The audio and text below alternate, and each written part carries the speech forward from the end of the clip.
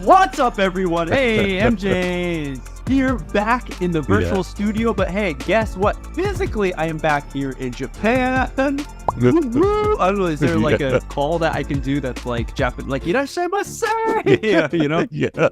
So yes, I am back from my travels. If you were someone who followed me over on Instagram and through the stories, you saw some of the things that I was doing daily while I was vacationing over in the US for about 3 weeks. But today, we're going to be talking about some of the things that have happened, specifically one topic.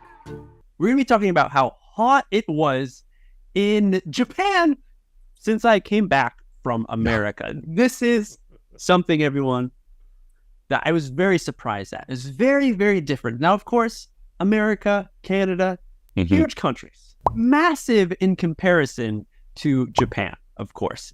But there's so many different regions in each of these countries, and you can get a various amounts of different kinds of weather also. Yeah, that's true. Now, the place that I went to, everyone, when I traveled back was my hometown. Went back to Connecticut and was in a place that I grew up. I spent all my childhood and my young adult years there. So I felt like I should be familiar. I should know what summer is like. But hey, again, retrospect, it's been 7, probably even longer since I've been in the US for summer. And I was surprised to find out that it was so bearable. It was so nice. It was cool. It was relaxing. There was humidity, yes, but it wasn't to the point of how Japan is, where you're just standing outside in the shade, but still it's the sweat. You can feel the sweat just dripping down your face. I understand why we have these like warnings, heat warnings in Japan on the daily during the summer because of how humid it is, because of how hot it is. Back in America, at least where I'm from, I'm like, I this is beautiful. It's so comfortable. It's so comfortable. And for me, it's like, it's hilarious when people say, oh, it's so humid today. I'm just like, you don't know what humid is, darling. You do not know. Yeah. And I guess it really, just connects to your environment, what you're used to, where you grew up, what your body has made itself accustomed to. So, of course, when we first came to Japan, and I think as many people do during their first summers, people were like, oh my God, OMG. OMG. This is not good. Yeah. Like, it is unbearable. We got accustomed to it. I got used to this kind of heat. I think you got used to being able to battle the heat. To cope with it. Yeah. To cope with it. There's like ways to get around it. Yeah. For me, it was like the same thing. Like the first year I was in Japan, I came in just before Sakura season. So it was comfortable. It was nice. I was like, okay, cool. And then people were explaining how hot the summer was. I was like, oh, it's like this, no problem. Oh.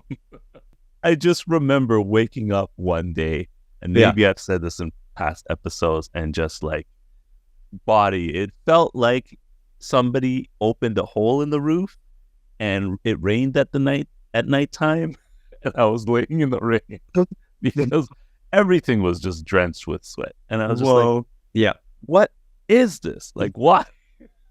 Again, we know about forces of nature. Yeah.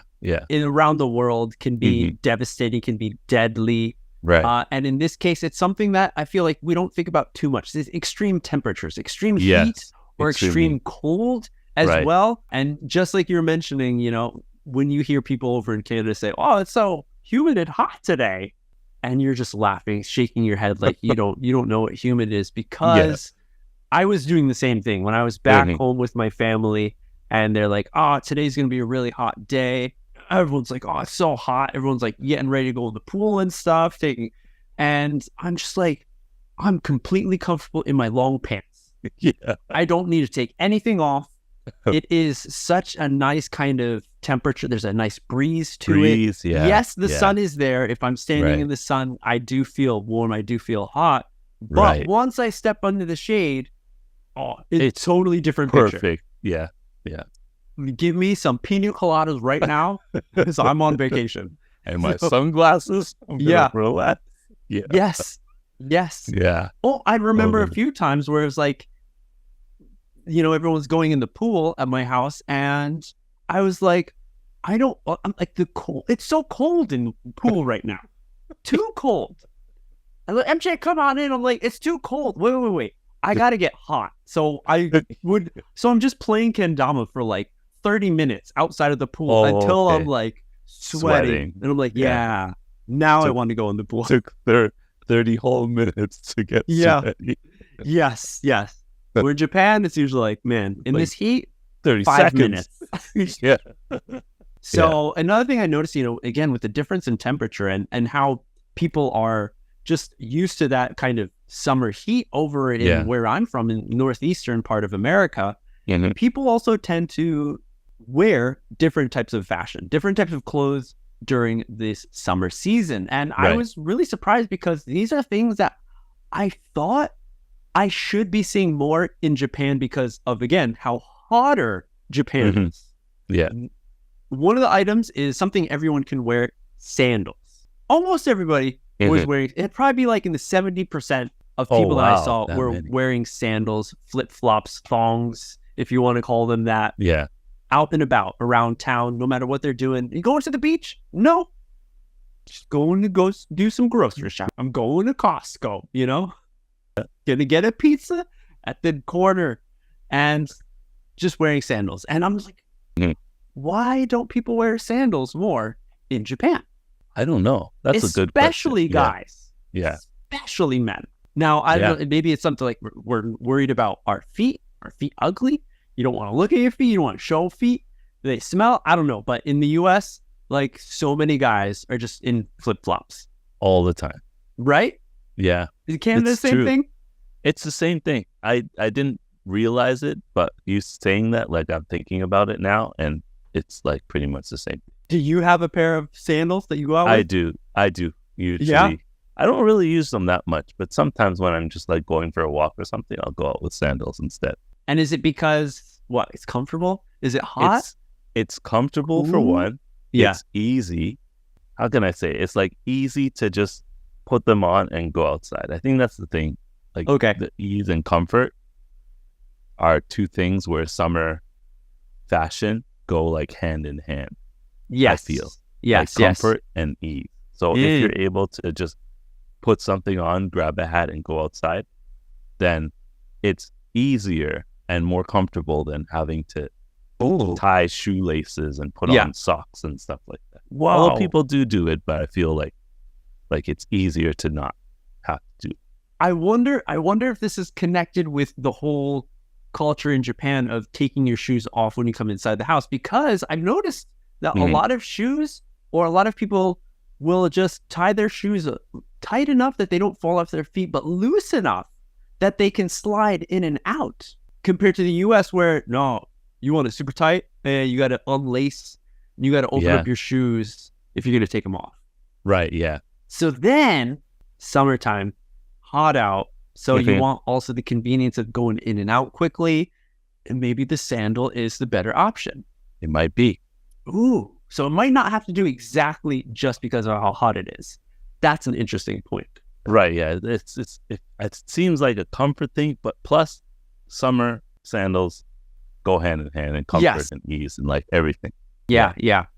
Ooh, and the other one that I saw that I noticed interesting about the heat and the fashion was a lot of women wearing shorts.